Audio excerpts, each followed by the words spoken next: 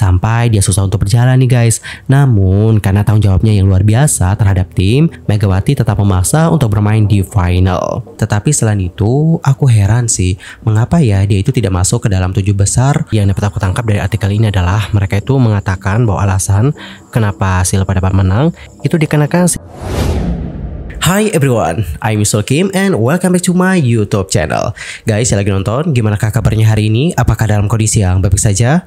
Atau mungkin sebaliknya ya, apapun yang terjadi, jangan menyerah ya guys, ayo dong semangat. Fighting. Well, dalam video kali ini tuh kita bakal bincang-bincang mengenai topik yang lagi rame banget diperbincangkan di kalangan netizen Indonesia, yakni tentang Megawati Hanggassari Pertiwi dan juga Kovo. Lantas, apa yang terjadi? Yuk mari kita kulik bareng-bareng. Tapi guys, sebelum kita lanjut ke top pembahasan, aku mau ngasih tips buat kalian yang mungkin lagi jerawatan. Soalnya beberapa hari yang lalu aku tuh breakout, dan ketika itu terjadi aku cuma ngelakuin yang namanya double cleansing sebelum tidur. Jadi sebelum cuci muka nih, aku itu bersihin dulu wajah aku pakai micellar water dari Voice. Menurut aku ini wajib banget sih kalian coba, karena hasilnya juga emang mantul teman-teman. Kotoran-kotoran di wajah itu benar-benar terangkat guys, dan setelah pemakaian wajah kalian itu terasa lebih nyaman dan juga bersih. Habis itu baru deh guys aku cuci muka pakai facial foamnya Hada Labo. Ini yang Shirojun ya.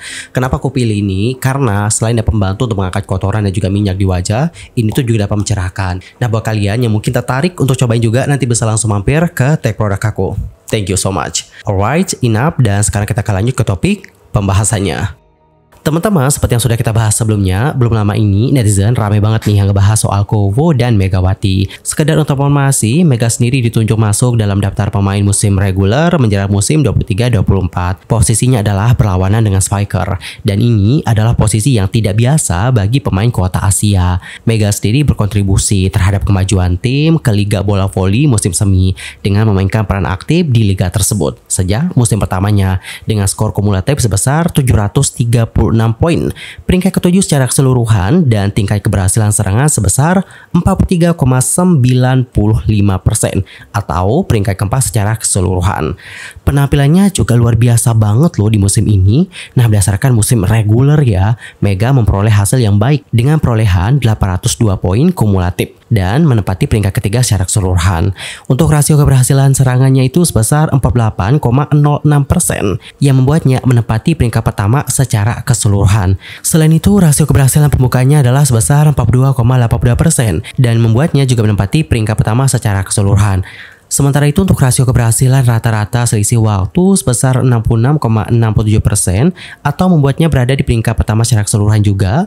Lalu rasio keberhasilan barisan belakang sebesar 49,88% dan ini adalah peringkat pertama secara keseluruhan. Sementara untuk rasio keberhasilan pembukaan cepat sebesar 53,61% dan membuatnya menempati peringkat kedua secara keseluruhan. Jika kita lihat performa Mega di musim ini memang sangat luar biasa banget nih teman-teman.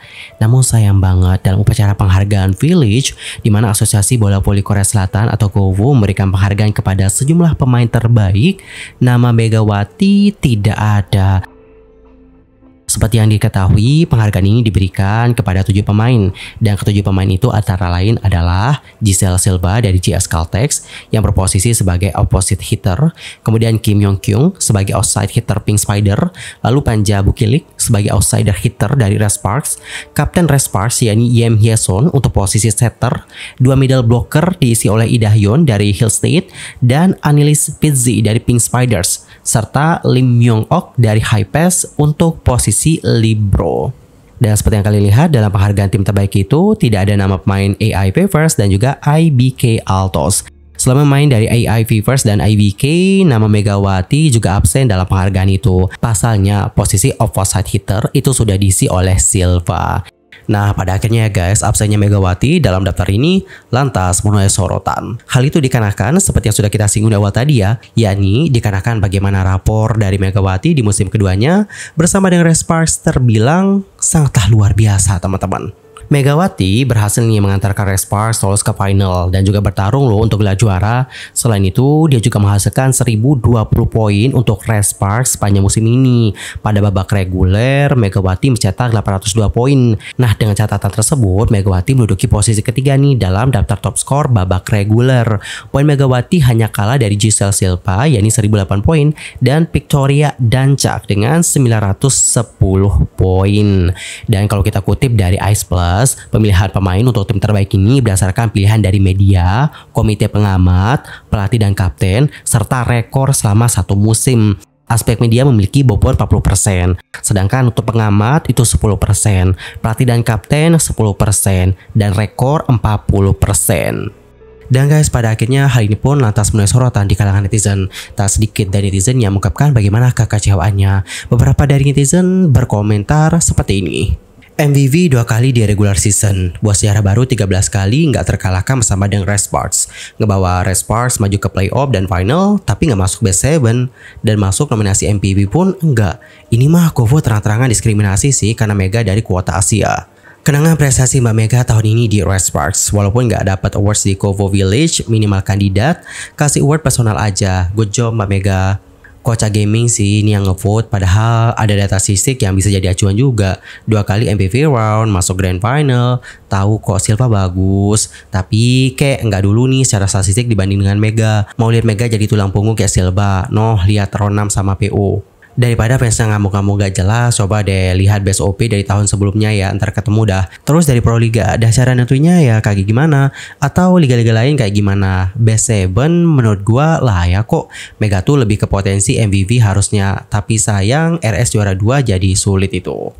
Alright teman-teman, jadi sepatutnya bagaimana komentar-komentar dari para netizen mengenai hal ini. Dan pada akhirnya beberapa media telah memberitakan tentang bagaimana kekecewaan dari netizen. Salah satunya adalah media Indonesia yaitu CNN. Media ini juga mengutip beberapa komentar-komentar dari netizen dan beberapa komentar-komentar yang dikutip oleh media tersebut seperti ini guys. Saatnya kembali, selamat tinggal Village, sangat bersyukur atlet berbakat kami tidak memperpanjang kontrak untuk bermain di liga ini. Mega made the right decision. Sudah saatnya untuk unfollow Kovo guys. Ngertiin Silva yang emang menggendong timnya, tapi Mega di sisi lain paling oke padahal sebagai best OP. Beneran gak dapat apa-apa nih buat Mega, cuma buat naikin pamor doang. Pilihan Mega sudah sangat tepat. Oke, bye Red Sparks, bye Kowo. I'm glad Mega didn't choose to renew her contract. Apresiasi Mega sebatas buatin video aja, itu pun mereka dapat cuan kok. To be honest, I like Silva, but Mega is much more deserved. Alright, jadi sepatutnya bagaimana komentar-komentar yang dikutip oleh CNN Indonesia. Dan guys, pada akhirnya artikel yang diterbitkan oleh CNN Indonesia ini disorot oleh media Korea. Salah satu media Korea yang menyorotinya adalah Spok Yonghang. Artikel ini juga bahkan telah mendapatkan reaksi marah yang lebih banyak loh guys. Dalam artikelnya, media itu mengutip laporan CNN yang menuliskan, nama Mega tidak ada dalam daftar pemain terbaik yang memimpin kancah bola voli profesional musim ini. Para penggemar bola voli Indonesia angka suara tanda nggak setuju. Silva memenangkan penghargaan spiker yang berlawanan yang merupakan posisinya Mega. CNN Indonesia menggambarkan bahwa para penggemar kecewa karena Indonesian Idol itu tidak terpilih ke dalam tim utama. Maksudnya idol dari Indonesia, yakni Megawati. Padahal Mega memiliki musim yang baik dengan total 1020 poin menjelang final dan memiliki tingkat keberhasilan tertinggi. Para penggemar bola voli Indonesia meluapkan kekesalan mereka yang gak terkira dengan mengatakan, untung saja dia tidak memperpanjang kontrak dengan Village Korea. Kami akan berhenti mengikuti Kovo. Ya kurang lebih seperti komentar-komentar yang kita baca tadi guys. Kemudian dalam artikelnya Spok Yonghang menambahkan seperti ini. Namun, bertentangan dengan apa yang diklaim oleh penggemar Indonesia dan CNN Indonesia, upacara penghargaan Village didasarkan pada kinerja liga reguler. Silva menempati peringkat pertama liga reguler dengan 1008 poin, sementara Mega berada di peringkat ketiga dengan 802 poin. Sementara itu, dalam hal tingkat keberhasilan serangan, Mega berada di urutan pertama dengan 48,06% dan Silva berada di urutan ketiga dengan 45,77%. Di liga reguler, Jong Kwanja melaju ke babak playoff di tempat ketiga, sementara GS Caltex tersingkir di tempat ke-6. Well, yang dapat aku tangkap dari artikel ini adalah mereka itu mengatakan bahwa alasan kenapa Silva dapat menang itu dikarenakan Silva menempati peringkat pertama liga reguler dengan 1008 poin, sementara Mega berada di peringkat ketiga dengan 802 poin. Dan guys, melihat hasil ini, banyak juga nih netizen Korea yang turut memberikan komentarnya. Seperti aku kutip dari salah satu portal berita ya, netizen Korea berkomentar seperti ini. Sebagai seseorang yang menyukai bola voli wanita, gak masuk akal jika Mega tidak termasuk ke dalam 7 terbaik. itu terlalu berlebihan. Aku sendiri yang memimpin tim sampai ke final. Maksudnya di sini Mega guys. Mega sendiri yang memimpin tim sampai ke final. Silva tampil lebih baik di liga reguler. Tapi apa? Di 7 terbaik hanya ada 1 tempat untuk Mega. Silva dipilih untuk tempat itu. Faktanya Silva juga sangat bagus. Tetapi Mega seharusnya memenangkan penghargaan berdasarkan kinerja tim atau semacamnya. Kalau kita lihat saja fakta bahwa Kim Yong Kyung menjadi MVP dengan suara bulat, kita bisa saja mendorongnya karena Mega juga tidak akan ada di sana tahun depan. Mega, aduh menyedihkan ya, tapi tetap semangat, begitulah dunia berputar. Mega, assalamualaikum, makasih. Maksudnya terima kasih guys. Aku suka Mega, tetapi selain itu aku heran sih mengapa ya dia itu tidak masuk ke dalam 7 besar. Aku lebih kesal daripada TV. Di sisi lain Silva emang bagus sih dan dia juga pekerja keras. Tetapi ya dalam hal performa dia masuk ke kejuaraan playoff 2 tahun berturut-turut berkat Mega. Apa nih standar yang ditetapkan? Aku menonton final, tetapi pemain itu menarik perhatianku. Dia benar-benar bermain bagus. Maksudnya Mega ya guys. Aku juga nggak ngerti sih, setiap kali aku melihatnya aku seperti wow, itu terlalu berlebihan. Dia sendiri yang memimpin tim sampai ke final. Alright, jadi seperti itulah bagaimana komentar-komentar dari netizen Korea mengenai topik yang satu ini. Ternyata tidak hanya netizen Indonesia yang juga bertanya-tanya mengapa Mega tidak masuk ke dalam daftar tersebut. Ada juga nih guys netizen Korea yang juga bertanya-tanya akan hal itu. Karena menurut mereka, Mega memang tampil sangat baik banget di musim ini. Dan mereka juga mengakui kok bahwa Silva memang bagus. But meskipun demikian, ada yang mempertanyakan apa nih standar yang ditetapkan dalam pemilihannya. Begitu nih teman-teman. Dan guys, sampai video ini dibuat, untuk pihak Kufu sendiri masih belum memberikan tanggapan terhadap pro kontra ini. Dan gimana nih pendapat kalian akan hal yang satu ini?